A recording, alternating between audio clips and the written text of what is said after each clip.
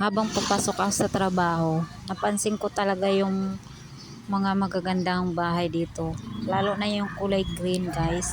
Ang gaganda ng mga bahay dito. Pangarap ko talaga balang araw, guys, magkaroon ng ganitong magandang bahay. Yaman yung may-ari niyan. Kahit hindi naman Tawid. masyadong maganda, basta Daming sarili, gamit yan pag ganyan. sariling sikap. Mga ano, para Guys, hindi namangha bumigay. talaga ako sa ganda ng bahay at Ganyan. sa linis ng kapaligiran nila. Kaysa sa kagaya ko, sa trabaho, mag-isa sa buhay. Yan, pangarap ko talaga na magkaroon ng sariling bahay, guys. Kaya sana pagpalain ni Lord, magkaroon ako balang araw ng ganyang bahay. Yawan siya. Alam mo sa school Guys, yung ginagamit namin pagpakintap. wish ko lang matupad lahat ng pangarap ko. Samahan lang ng sipag at tiyaga, guys.